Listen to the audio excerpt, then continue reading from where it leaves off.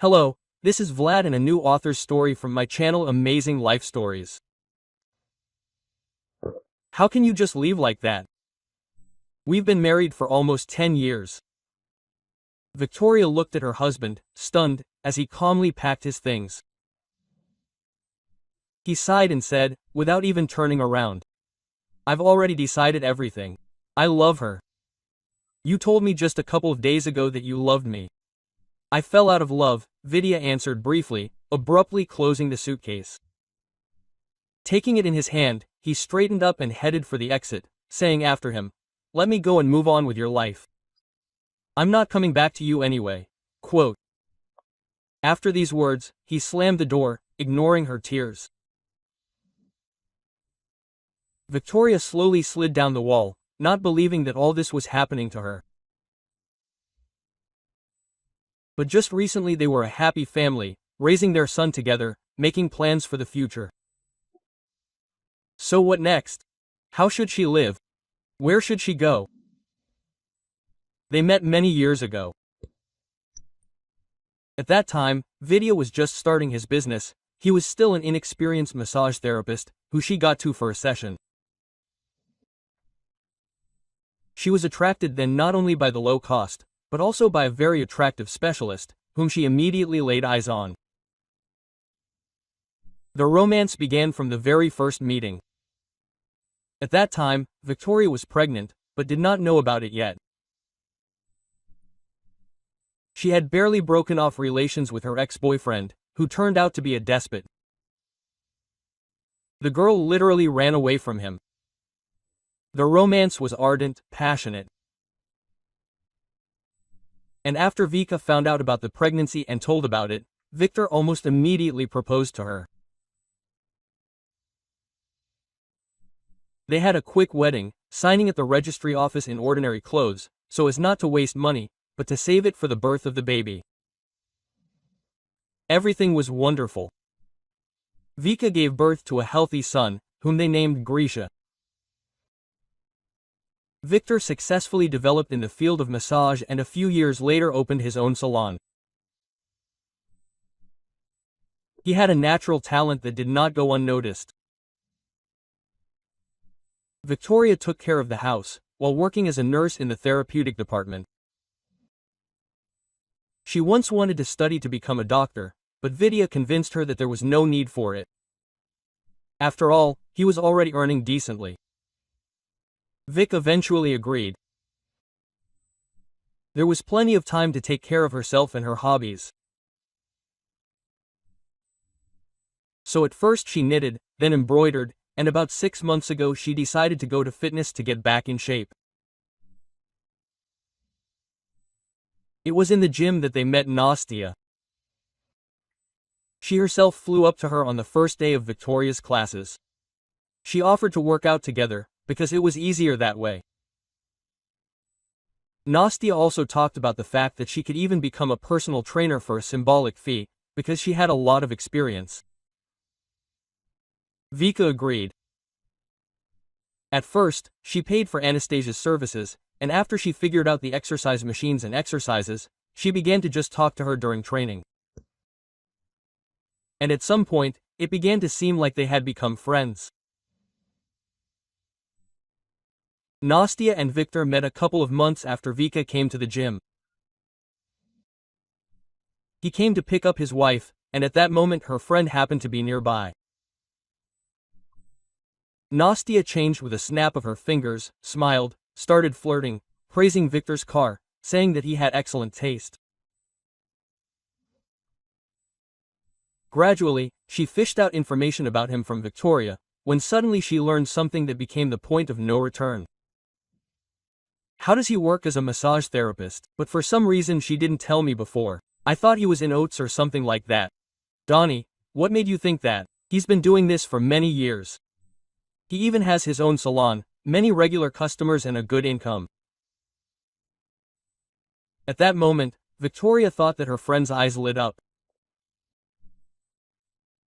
They seemed to dance with little devils, and she said with feigned sadness, "Oh, and you know, I've been suffering from back pain for so many years. Maybe you could talk to your husband, huh?" What if he accepts me without a cue? It hurts so much, sometimes I can't even get out of bed. Quote. Nastia made a face, looking at which the ages only raised an eyebrow in surprise. Of course, she could talk to her husband, but somewhere deep down there was a feeling that this was not the best idea. The silence dragged on, and Nastia continued to press on pity. And I have already visited so many massage therapists, osteopaths, given so many injections and taken so many pills. I just don't know what to do. And if suddenly your husband manages to relieve me of pain, I will be forever grateful to you. I beg you. She looked at Victoria so pitifully that the woman broke down, sighed and with a strange heaviness in her heart said, "Okay, I'll talk. I'll ask him to take you in the next week, but I can't promise. He really has a lot of work." "Thank you," Nastia exclaimed, throwing herself on Vika's neck and hugging her tightly. At that moment, there was a strange anxiety that Vika could not explain. But it seemed that there was no reason to worry, although her intuition was screaming at her. Quote. "Which friend is this?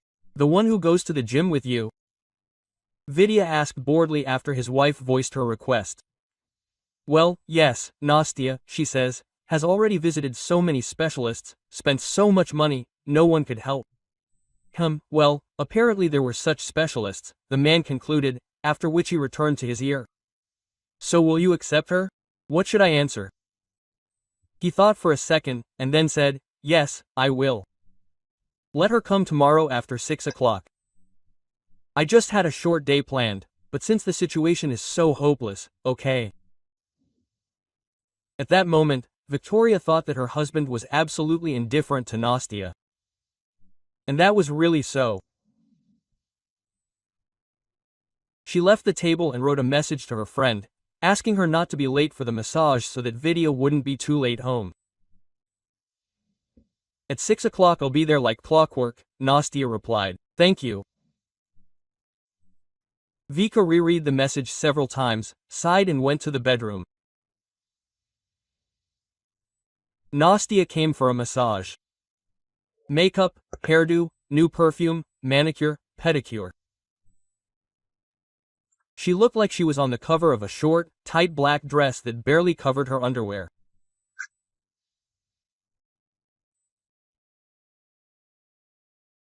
From the very first seconds, she looked like she was on the cover of a short, tight black dress that barely covered her underwear, and from the very first seconds she noticed an interested look on herself.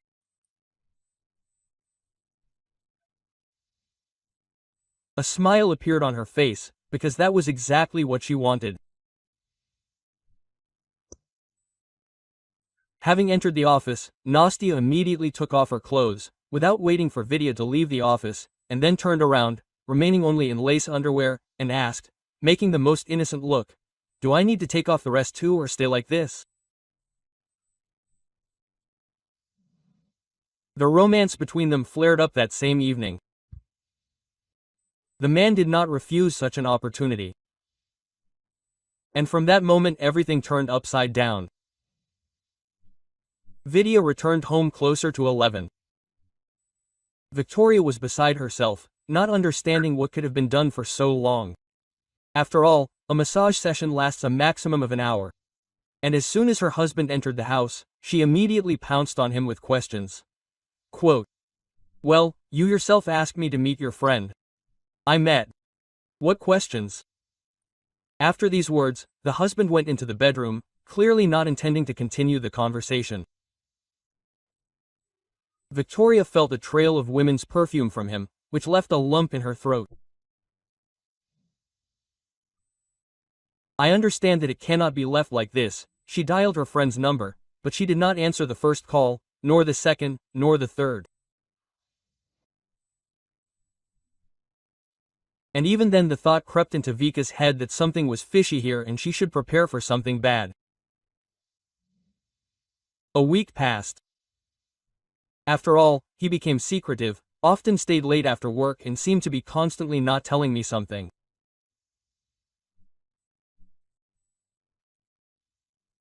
Vika, however, tried not to wind herself up, worked as usual, did housework and raised her son, trying to live as always, until one evening she overheard her husband's phone conversation, which immediately put everything in its place. Yes, I remember that I promised to get a divorce. Well, you understand, I have a child, I have been with my wife for almost 10 years. What will my friends, colleagues, relatives tell me? Vika froze, hearing her husband's voice. Everything inside her broke off. Who was he talking to? Who tried to persuade him to leave her? Yes, I love you, I love you. Do you hear me?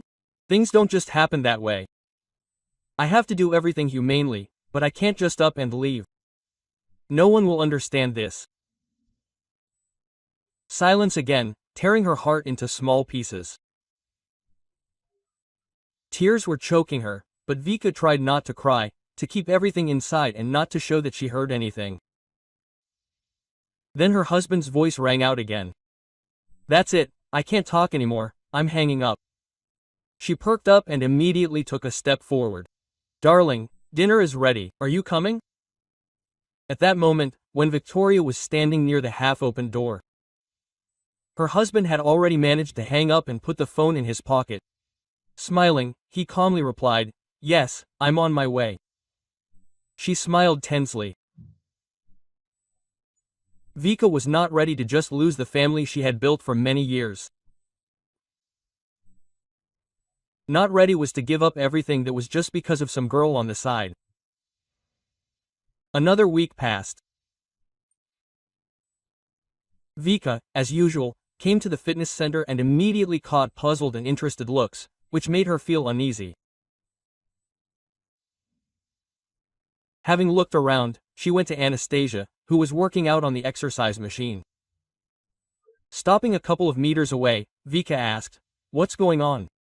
Why is everyone looking at me so suspiciously?"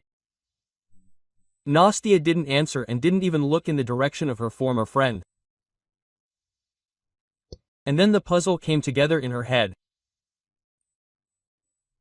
Now it became clear why her husband became so strange after that massage session. And who he talked to on the phone in the evenings and why everyone looked at her so askance. But I treated you with all my heart. I agreed with my husband that he would see you without waiting in line. I wanted to help him like a human being, and you turned out to be a real snake. But I won't give you my husband so easily. I understand. There was no reaction. Vika stood there for a few more seconds, then turned around and walked towards the exit, realizing that she had absolutely no reason to stay there any longer. Suddenly, almost at the door, a woman stopped her. She looked slightly puzzled, embarrassed, but still asked, "Forgive me if I'm butting in where it's none of my business, but is it true that you've been cheating on your husband all this time?" "We were having an affair with our divorced trainer.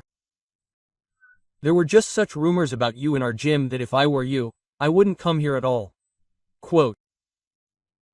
Vika was taken aback.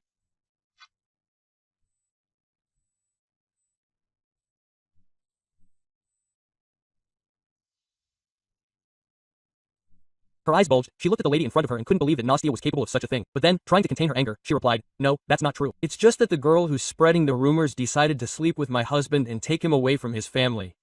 Quote. The woman chuckled in response, but Nastia said exactly that you'll be covering for yourself and blaming your husband for everything. Tell him that your son doesn't have another man. He's nothing like your husband. But it's obvious that she just had sex, right?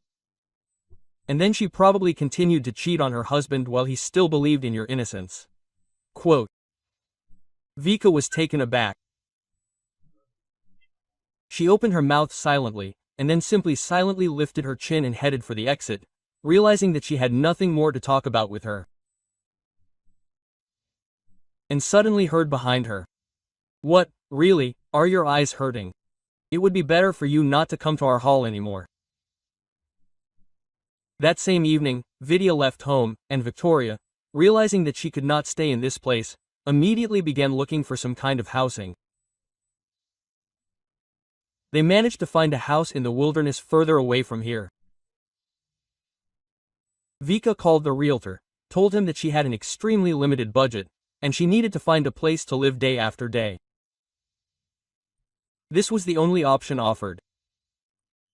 So, plucking up her courage, she packed her things, took her son and went to the specified address. And only when she got out of the car, she heard a question that came as a surprise to her. "Are you going to live with the child? Why didn't you say this on the phone? This is important." Realtor looked at her with genuine surprise, while Vika had no idea what she was getting at. "I told you that I have a son, he is 10 years old. No? Yes, we did, but we didn't say that you would live with him. I thought you were getting divorced and would live here alone, and the child would stay with his father. No, my son will live with me. But if this is some kind of problem, we will look for another specialist. No, we will solve the problem. But okay, go." "No, we will solve the problem, if anything. Go and look at the house." Victoria went into a small house, clearly shabby. Something inside her was unpleasantly sinking with the realization that now she would have to live in this place. Sighing, she turned to realtor. "And there are no other options at all?" "Well, some more presentable ones. Sorry, but no. In your price range and with such urgency, this is the only option. But if you have no money and you are getting a divorce, you can just go back to your parents. They probably won't refuse to accept you in such a situation. Maybe you should call them?" At that moment, Vika felt goosebumps run down her skin. Where to? And she wasn't going to go back to her parents' house.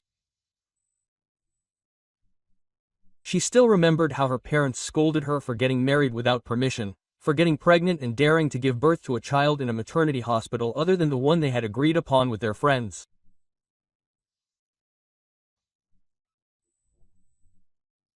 From early childhood, her parents told her how to live, what to say, where to go and who to communicate with, leaving her no choice.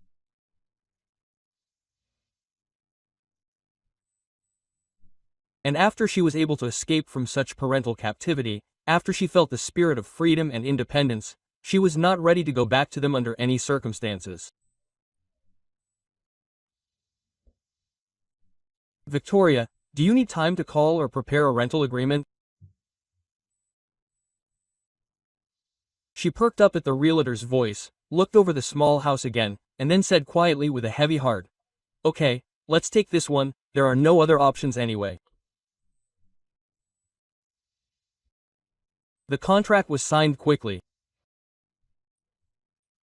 The realtor gave her the keys and then left, leaving the newly minted tenants to settle in. And by evening, Vika, having resigned herself to her state of affairs, was carrying things and arranging everything the way she liked. Suddenly, at about 8 o'clock, the door to the house opened, and a man in a wheelchair appeared on the threshold. To say that Vika was stunned is to say nothing. "Sorry, you must have the wrong house. My son and I live here." Trying to remain friendly, Victoria said. The stranger calmly drove inside, leaving dirty footprints behind him. Then he took off his jacket, threw it on the table near the entrance, and said calmly and confidently, "The realtor called me and said that she found tenants for the vacant room, so I'm happy for you.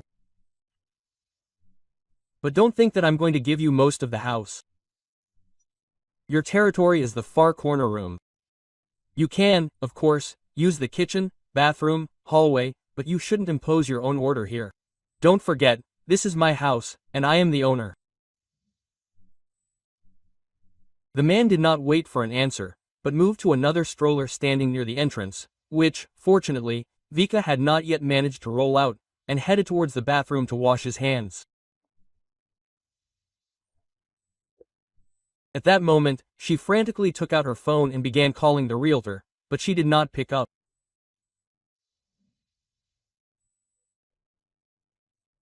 Realizing that the situation was hopeless and that she had once again been deceived, Victoria sank to the floor in the corner and, covering her eyes with her hands, cried from pain, resentment, betrayal. But why was everything happening to her? For what?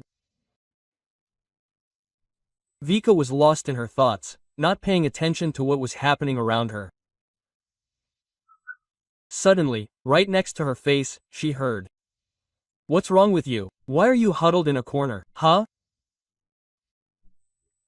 Vika raised her tear-stained eyes to him, and then confessions poured out of her that she hadn't expected from herself. She told him everything about how her husband left her, how he cheated on her, how her friend betrayed her, and how she had to look for a place to live with a child on a meager salary. She counted on the honesty and integrity of the realtor, but she had deceived her, and that she could not go to her parents. When her monologue came to an end, there was silence.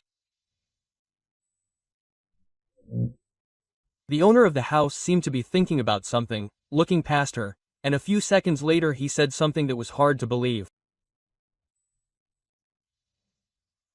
"Okay, take the whole house. I'll live in the extension so as not to bother you. What do I need on my own? That's right. And you have a child, your whole life ahead of you. What can you do if everything turned out so difficult?" Vika looked stunned and did not fully believe it. "How is this possible? This is your home. Are you just going to leave? What do I have to lose? After the accident, I had nothing left. My wife left, deciding that she did not want to deal with a disabled person. And it was as if the bondage in me had broken. So I gave up and will live as long as I can." The woman looked at him with regret, understanding how difficult it had once been for him. Not wanting to make life even harder, she said with a smile on her face, "What do you think? We all won't fit here to the point of stupidity. You don't need any extension. Forgive me for being hysterical. It's just that so much has happened, and everything just happened by itself. Yes, I understand. After my wife left and the accident, I didn't want anything. It seemed like that was the end of it, and then I just gave up on it. Well, since it happened, nothing can be changed. By the way, what's your name? We've been living together for an hour now, and I don't know your name." "Leonid, but you can just call me Lionia, as you wish." "Great, Leonid. And I'm Victoria. Let's get acquainted." During the conversation, she learned that, despite the problems and hardships, Leonid remained a fairly popular craftsman in the village, a genius in the field of mechanics. People turned to him for a variety of repairs, so he was never penniless. "You know, after my wife left, I knew how I would live. After all, I had been a shining light at work all my life. I didn't know how to cook anything, and I didn't do any housework either. But somehow I gradually started to get into it. I learned to cook simple dishes. I can even make some soup or stew meat with vegetables. Wow, I cook deliciously. I can cook for you too. Well, is it so hard for me to make an extra portion?" Vika suggested with a sincere smile. He looked at her in surprise, as if he didn't believe in the truth of her words. "Well, in such a situation you can live for free if you cook and help with the housework. It's hard to cope alone in such a situation. And I missed a normal home idea. No, this is somehow inhuman. After all, we are keeping you busy at home. Consider it a barter. That's what we decided on." Victoria did the housework, took care of her son, and worked occasionally, even setting aside some free time for her own desires and entertainment. Alyona continued to do repairs, occasionally going out to the city for a couple of days to visit friends or acquaintances. The rest of the time he was tinkering with something. At some point, Grisha started helping him. He was interested in what and how he was doing, why he connected things this way and not another, what elements were used, and much more. So every day, returning from school, my son quickly did his homework and went to the garage, knowing full well that they were waiting for him there. Leonid was happy to work with the boy. He calmly told him everything, showed him, gave him the opportunity to try it. One evening, Vika came home completely in a bad mood, and Leonid noticed it right away. Did something happen? It felt like something was wrong. Let's say there were some minor problems at work. The management wants to transfer me to another department, but I'm just not eager to. I like my therapy department. Now I don't even know where I'll be, what kind of team there is, what problems I'll face. So maybe I should just give up? No, there aren't enough nurses in surgery. That's why they don't really ask me. They just redirected me where the staff was needed. Are there any differences between the new place and the old one? Well, the responsibility will be higher. This is not just therapy, but surgery. Lives are at stake there, you know? I don't even know if I can handle such responsibility. Well, you can definitely handle it. I think everything will be fine. I believe in you. Thank you, but I don't really believe in myself. Despite all the fears, the new place turned out to be quite calm. Victoria quickly got into the swing of things, met new colleagues and gradually began to get used to her new responsibilities. It seemed that everything was gradually getting better, but at some point Victoria noticed that there were some errors in the documents that could negatively affect the work of the entire department.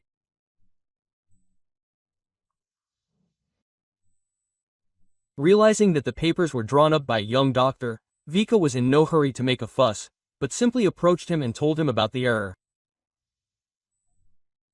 But the young specialist's reaction was extremely negative. Listen, mind your own business. I know perfectly well how to draw up documents. Who are you?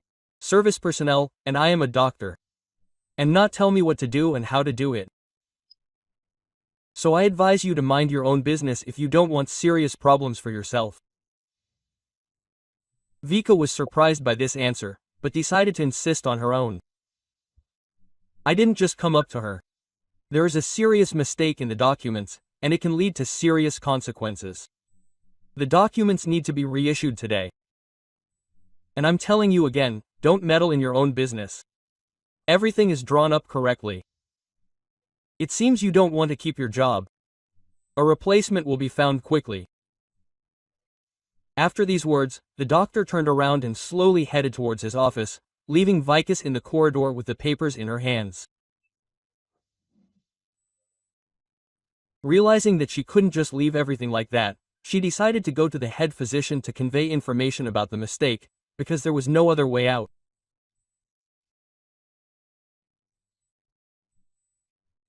That same evening, during a general meeting, the head physician announced, "Our young specialist Dmitry Ivanovich, a novice practicing surgeon, made a serious mistake, but thanks to the vigilance of nurse Victoria Sergeevna, serious consequences were avoided. However, the culprit of this whole situation will have to work 3 shifts, as stipulated in our rules. I hope this will be a lesson for everyone. And in the future, everyone will be especially attentive. The reputation of our clinic depends on it."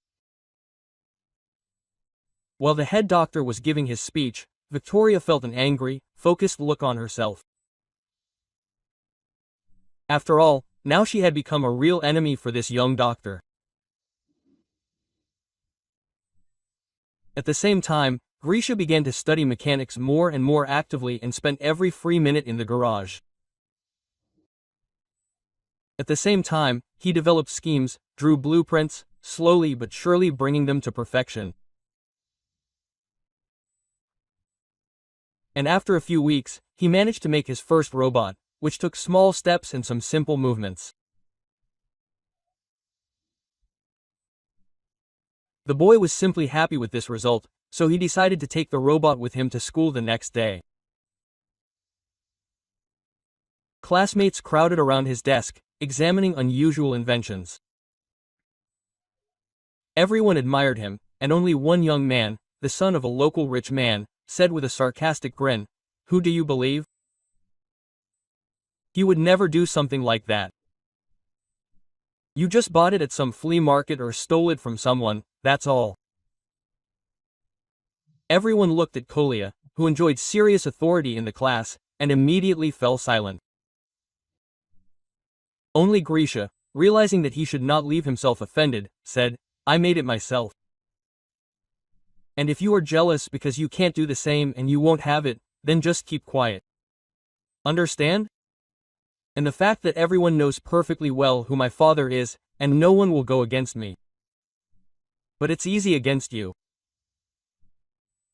At that moment, Kolya grabbed the robot and began to examine it. Grisha reacted instantly, taking a few steps towards it. "Well, give it back, I didn't let you touch it. And where is the proof that it's yours? No signature, no initials. Do you have a check? You probably have it with L, and until the owner is found, it will remain safe with me."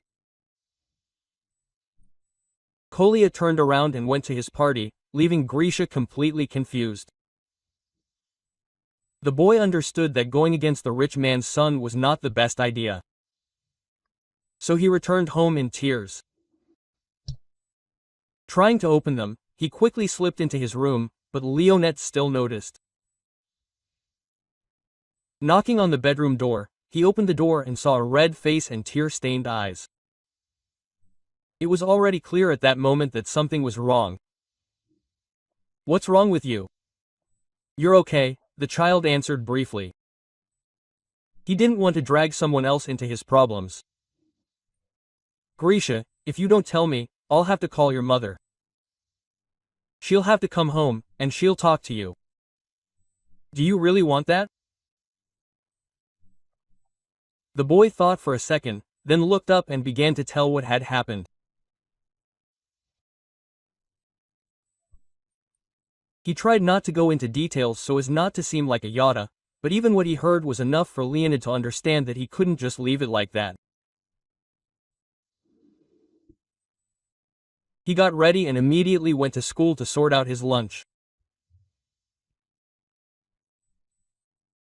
Luckily, his class teacher turned out to be an old friend of his, and she shared information about where to look for Kolya's parents, as well as what they do for a living and what they are like. You know, these are the kind of people with whom it's better not to conflict. Not particularly pleasant, they always put themselves above others and think that the fact that they have a lot of money makes them as something special. Although in reality they are nothing special. She tried to dissuade him, but Lenya was not going to back down. He wanted to sort out this whole situation, so he immediately went to the address he had received. And right at the entrance to the yard he ran into Kolya's father, who looked at him with bewilderment. Quote, "We do not have a fund to help the poor and disadvantaged here. It seems you have the wrong address. What do you think you are doing? I came to talk about your son's behavior and the fact that he is stealing." At that moment, the man tensed up. He took a step towards Leonid, and then said through clenched teeth, "Dude, get out of here while you can. And don't slander my child, otherwise you won't be able to talk anymore." Quote, "As soon as you give us our robot, then I'll leave, but until then I'll wait here." The man sighed tensely, and then turned towards the house. "Kolya, come on, get the robot you brought home." A few seconds later, a boy appeared on the threshold, holding that very toy in his hands. Having brought the robot to his father, the child immediately said, "I just took it because I decided that Krishka stole it, wanted to find the owner and return it to him. Such a boy can't make such a robot. Such a thing doesn't happen, right, Dad?" Quote. The man looked closely at the toy, noticing how well it was designed. It became clear that the work had been colossal and that such a creation did not require some theoretical knowledge. A lot of practice was also needed.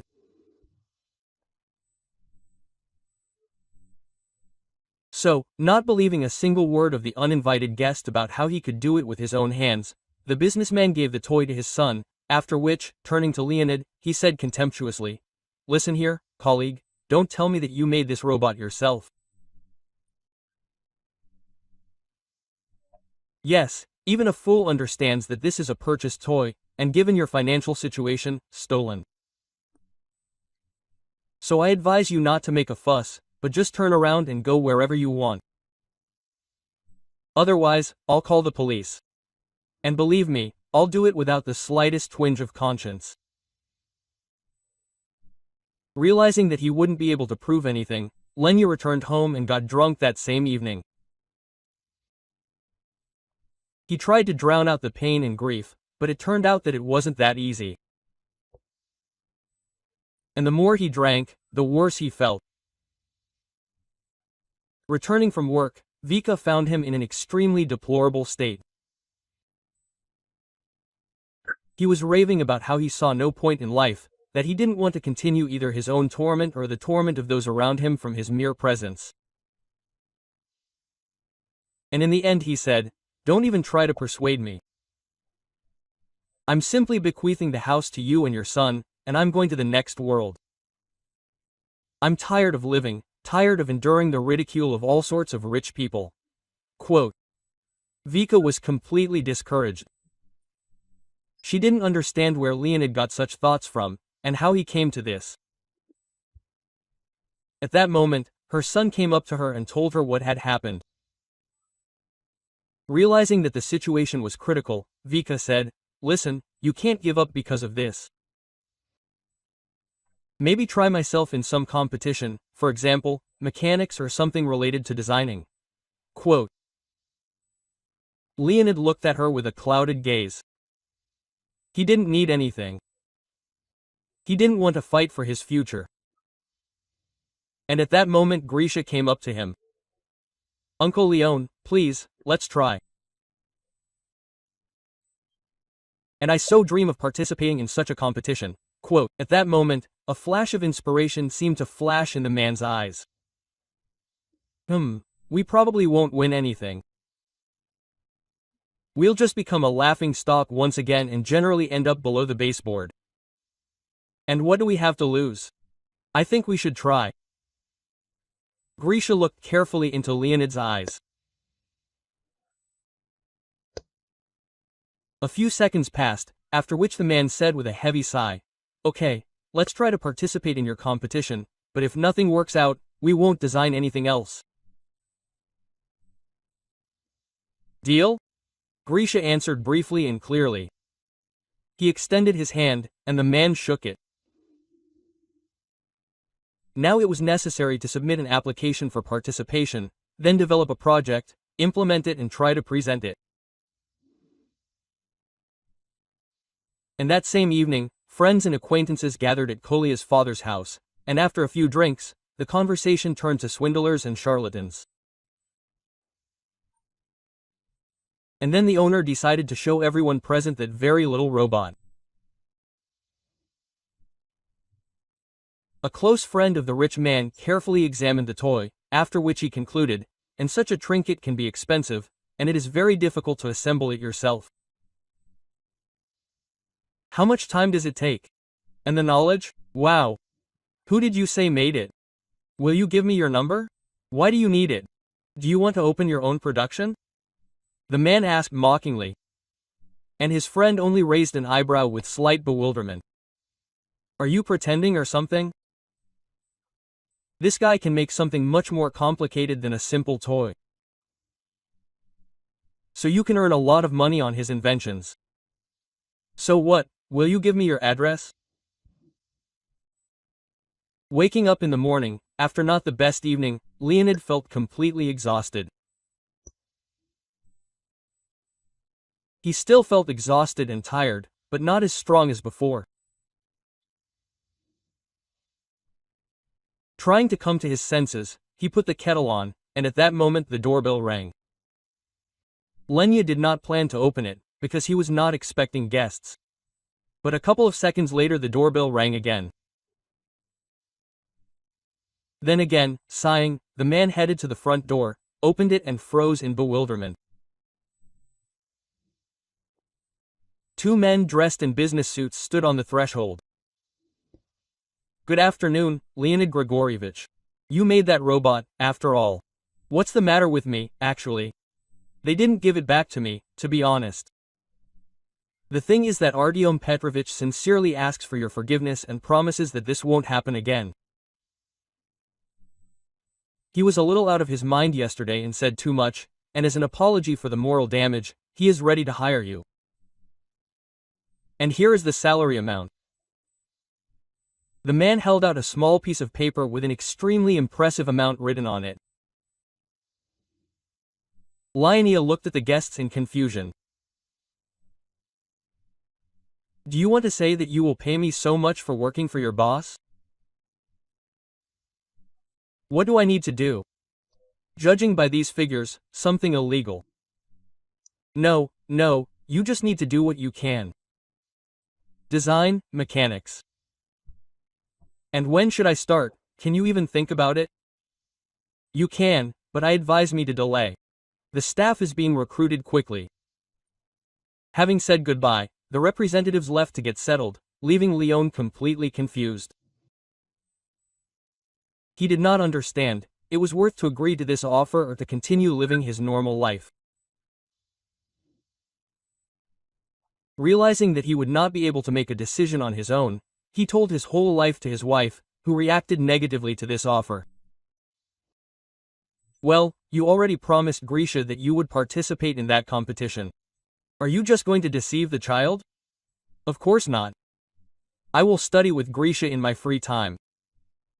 Such an interesting opportunity has just appeared, and it would be a sin to refuse it. After all, I will be able to do the repairs. He will probably get cured, and there will be some left for the future. And I will be fine. And you and Grisha will live in comfort. Well, what else do you need? Leonid, I beg you, you should not get involved with these people, but believe me, working with them will not end well. Think about it." Lenya promised to think about it. He himself was not sure that working for this rich man was a good idea, and some strange presentiment screamed that he should not agree. At some point, he was already about to refuse the offer, when suddenly,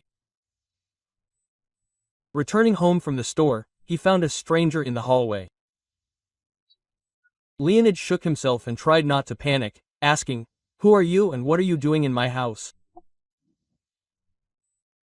The stranger stood up from his chair, looked at him in bewilderment and asked a question that sent shivers down his spine. "Where is my wife? They told me she was staying here.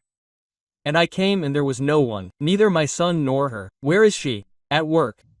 Are you Victoria's husband? She said she was divorced."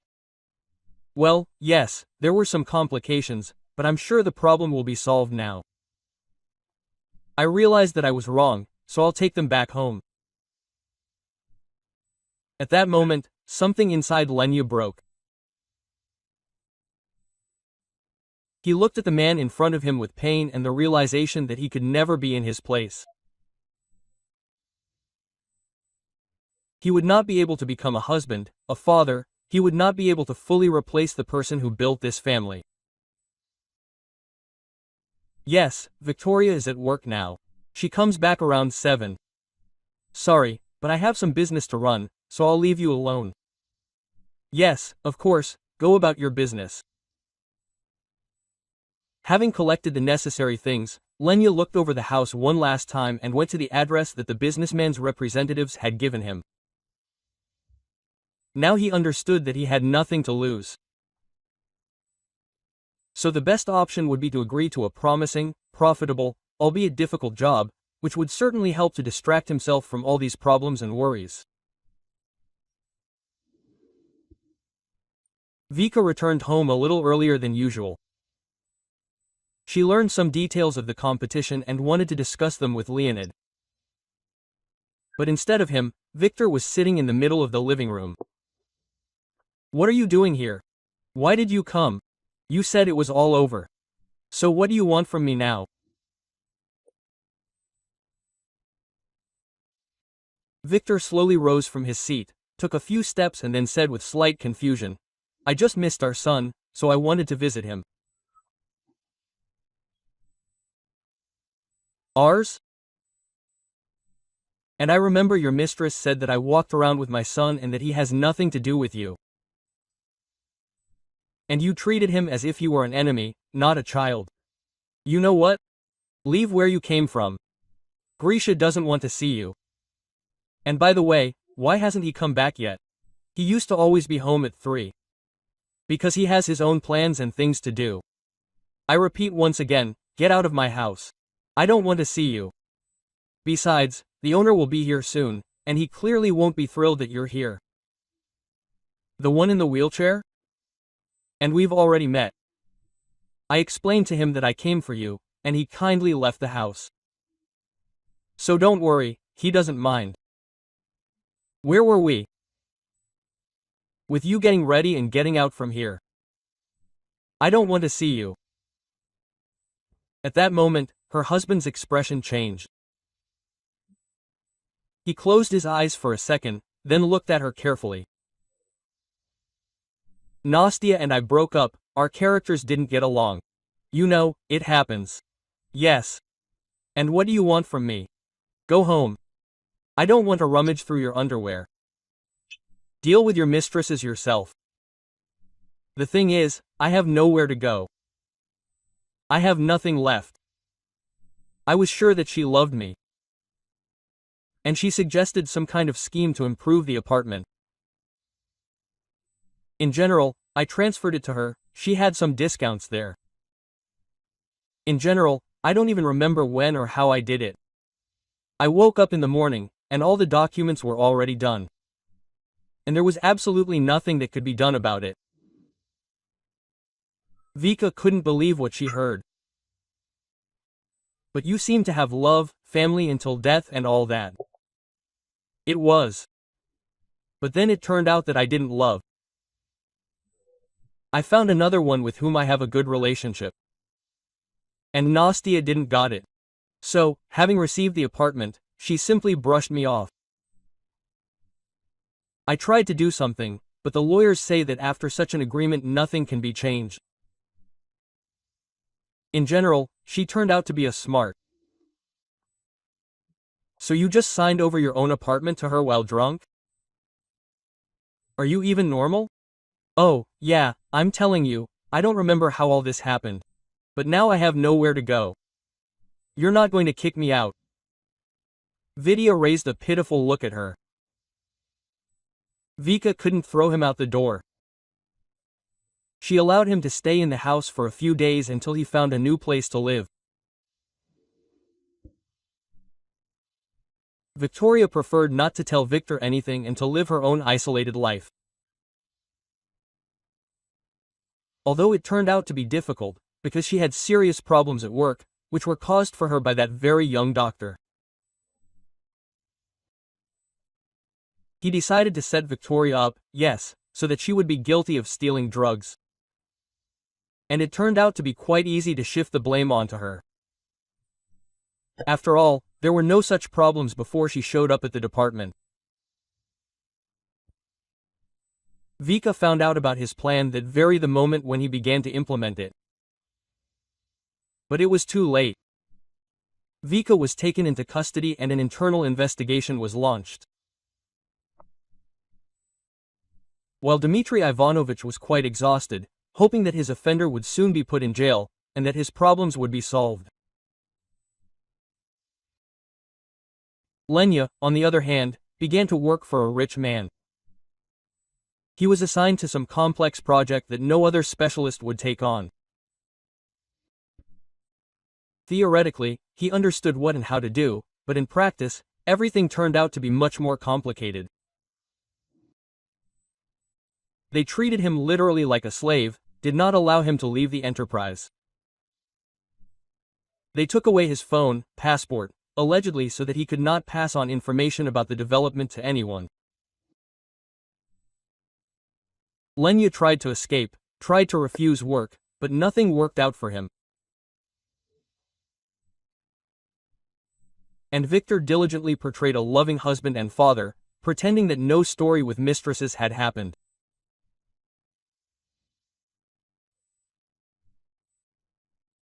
And at some point, Vika began to think that her husband had really managed to change, until one evening Grisha noticed how Dad was looking at the daughter of a local farmer and told his mother about it.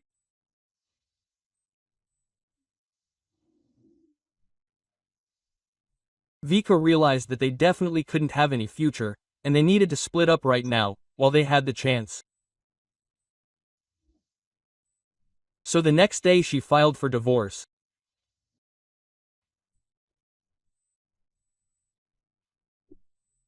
Vika rashly assumed that this would be the end of the problems, and she was sure that the worst was finally behind her, until she heard a more familiar voice in the hospital corridor during another evening round of patients.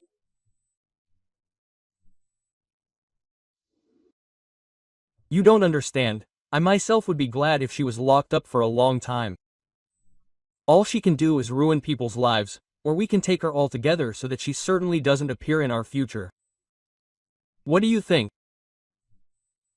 Perhaps this is not a bad idea, because this nurse has been getting on my nerves lately. If we can get rid of her forever, it will solve a lot of problems. Vika recognized the young doctor's voice right away. It couldn't be confused with anything. Peeking around the corner to see who the second voice belonged to, she was stunned. Anastasia was standing there. You know, I think it is enough to fire her, and then we will scare her, and she will never come here again. And to your man too. I am sure, she is one of the timid ones. She will do as she is told. But if not, she will sit far away and for a long time. I can definitely organize this. Vika darted back around the corner, realizing that the problem was taking a more serious turn.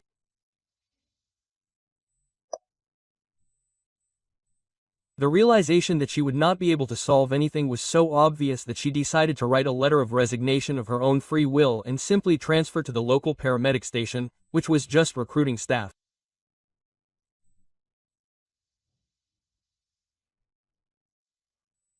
A couple of days later, she learned that a criminal case had been opened against Dmitri and Anastasia for fraud, for which they would not be able to get away with anything. And a few days later, sitting at the table in the kitchen, Vika noticed something strange. Quote, "Grish, did you do this? Come here," she said loudly. A few seconds later, her son was standing next to her. Looking at the drone outside the window. Quote, "Well, I told you, don't do anything dangerous. Did I tell you?" "But it's not mine," the child replied.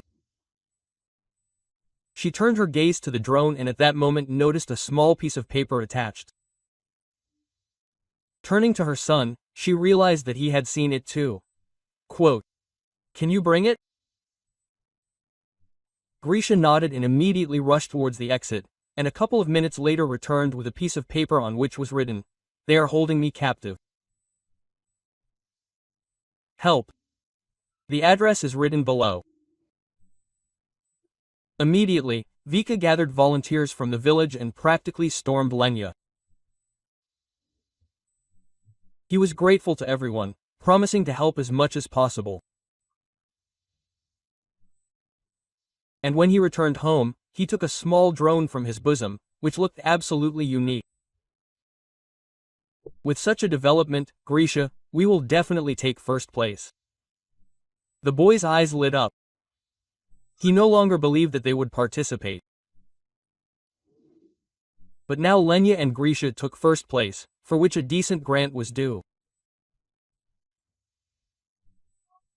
Having learned about this, Victor again appeared in the life of the century, persuading her to send Leonid to him for sessions.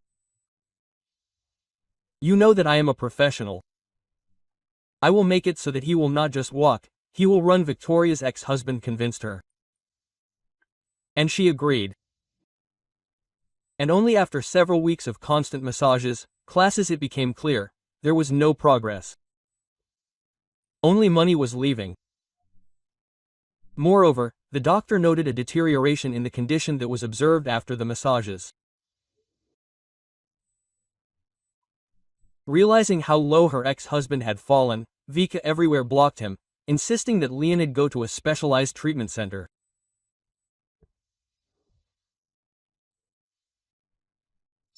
He listened to her and spent the grant on his treatment, and 6 months later he returned on his own 2 feet, albeit with a cane, which they promised to get rid of in the next year.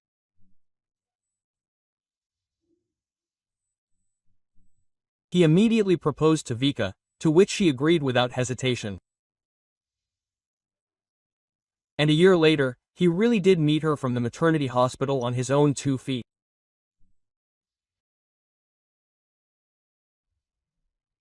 If you like the story, please support me by pressing the thumbs up button. It's just one click for you, but it means a lot to me. All the best.